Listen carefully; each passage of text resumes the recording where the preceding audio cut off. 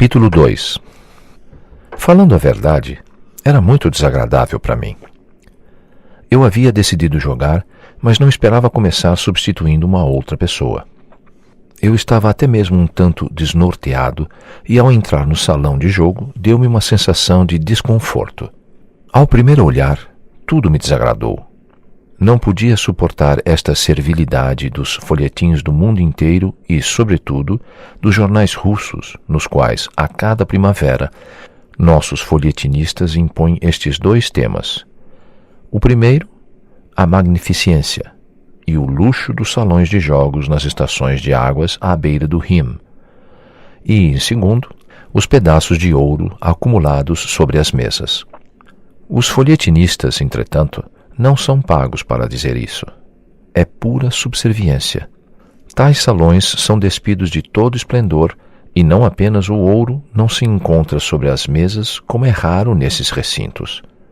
Claro que às vezes desembarcam um original qualquer durante uma temporada, um inglês, asiático, turco, que em pouco tempo perde ou ganha somas fabulosas.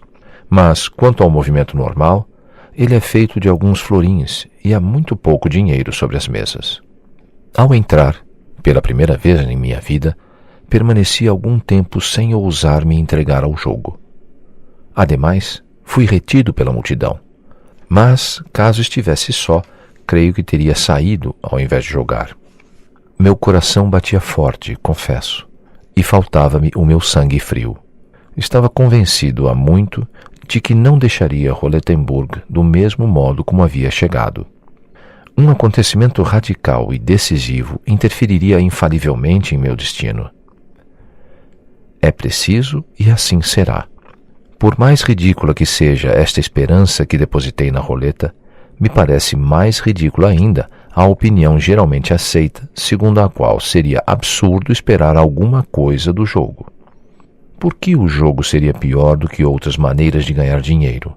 Do que o comércio, por exemplo? É verdade que apenas um sujeito em cada 100 tem a sorte de ganhar. Mas por que me inquieto com isso?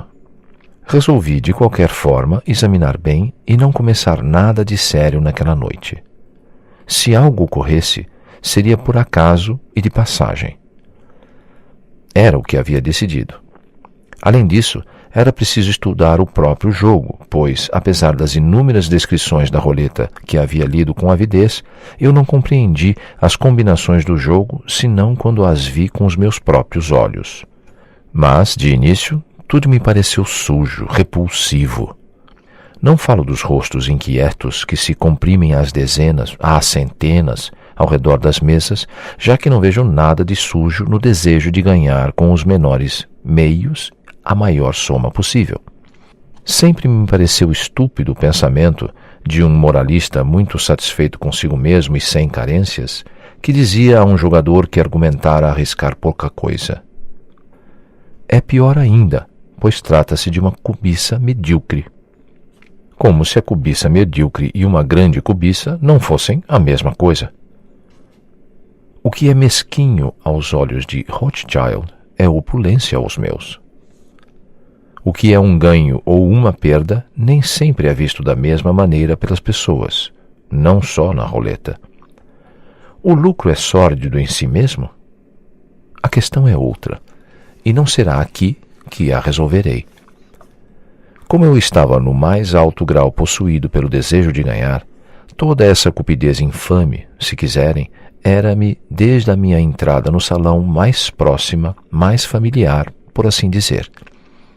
Não há nada de mais agradável do que não se sentir atingido diante dos olhos dos outros, agindo abertamente e sem constrangimento. De que serve enganar-se a si mesmo? É a ocupação mais vã e desprezível. O que me parece realmente feio e vil, sobretudo à primeira vista, em toda aquela canalha que forma o público da roleta, é a intolerável gravidade das pessoas sentadas ao redor das mesas.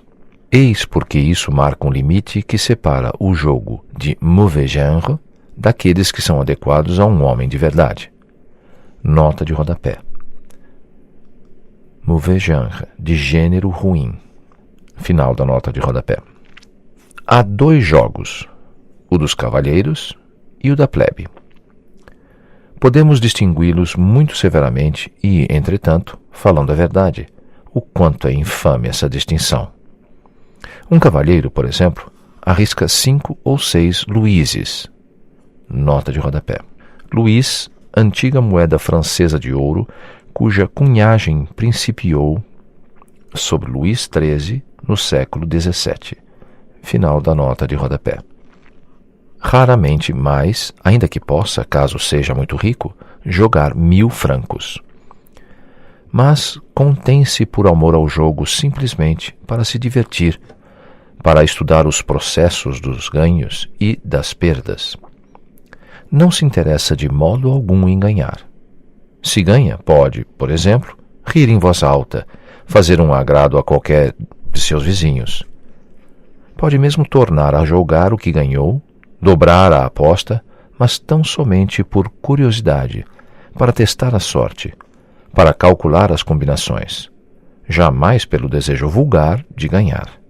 Numa palavra, não considera todas estas mesas de jogo, a roleta ou 30 et 40, como um divertimento organizado unicamente para seu prazer. Nota de rodapé. 30 e 40, uma espécie de jogo de cartas. Final da nota de rodapé. Sequer deve desconfiar das intenções e das armadilhas sobre as quais repousa a banca. Seria até elegante de sua parte imaginar que todos os outros jogadores, todos esses tipos de baixa extração que tremem por um florim, são cavalheiros ricos como ele e que jogam unicamente para se distrair e passar o tempo. Essa ignorância total da realidade e sua consideração simples a respeito dos homens seriam, evidentemente, as mais aristocráticas. Não deve ver no salão de jogo nada além de um divertimento. E não deveria ser este o pensamento de toda esta canalha que o rodeia? Ela também não deveria jogar por puro prazer? Este desprezo pela questão do lucro, por sua parte, é muito aristocrático. Vi mães darem moedas de ouro a graciosas jovens de 15 ou 16 anos para ensinar-lhes a jogar.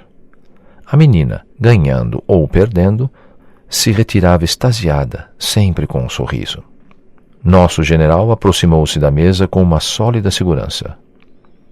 Um lacaio se precipitou para lhe oferecer uma cadeira, mas ele nem o viu. Pegou 300 francos em ouro em sua bolsa e colocou-os sobre o negro. Ganhou. Nem recolheu o dinheiro. Deixou-o sobre a mesa. O negro saiu novamente. Mais uma vez, deixou sua aposta no mesmo lugar. Mas, no terceiro lance, o vermelho saiu e ele perdeu 1.200 francos de uma só vez. Com um sorriso cheio de autoconfiança, ele se foi. Estou certo de que seu coração estava ferido, mas, ainda que a aposta tivesse sido dupla ou tripla, não se permitiria demonstrar qualquer insatisfação. Devo dizer que, à minha frente, um francês ganhou e perdeu serenamente e sem um traço sequer de emoção 30.000 francos. Creio que um verdadeiro cavalheiro deve perder tudo sem qualquer emoção. O dinheiro deve ficar tão abaixo de um cavalheiro que ele o negligencia sem se inquietar.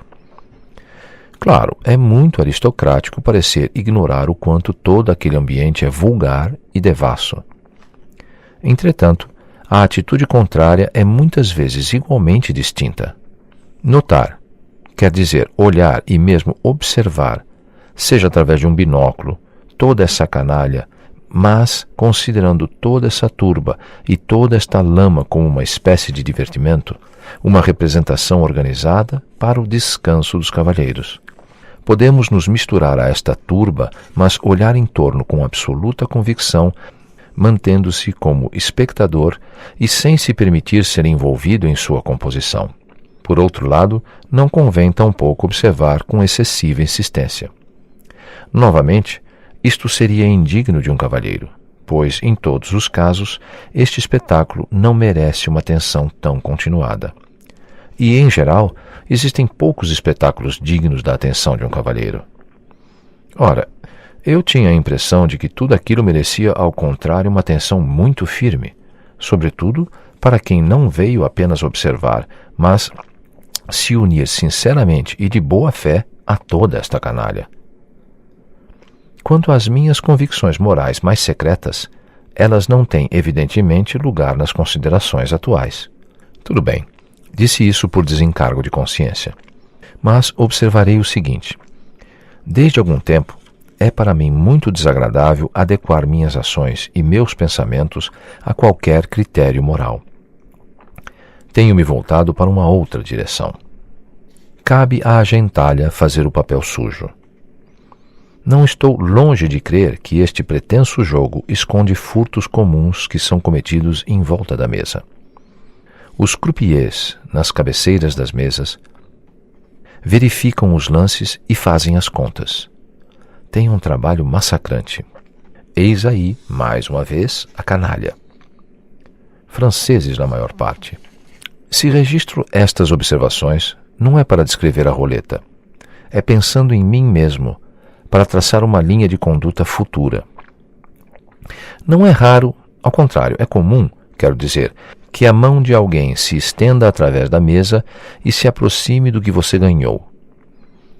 Uma discussão surge, grita-se e pergunto: qual o meio de provar a quem pertence o lance?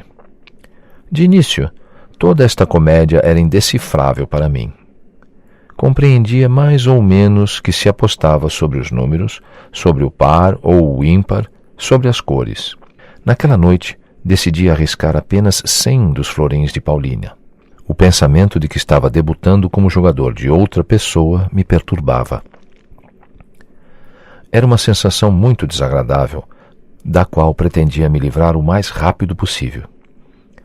Parecia-me que, jogando por Paulina, estava arruinando minha própria sorte. Basta, portanto, encostar-se numa mesa de jogo para nos tornarmos supersticiosos. Coloquei 5 Fredericos. Nota de rodapé. Frederico, antiga moeda de ouro da Prússia. Quer dizer, 50 florins sobre o par. A roleta girou e saiu o 13. Doentiamente e querendo acabar com aquilo, coloquei então 50 florins no vermelho.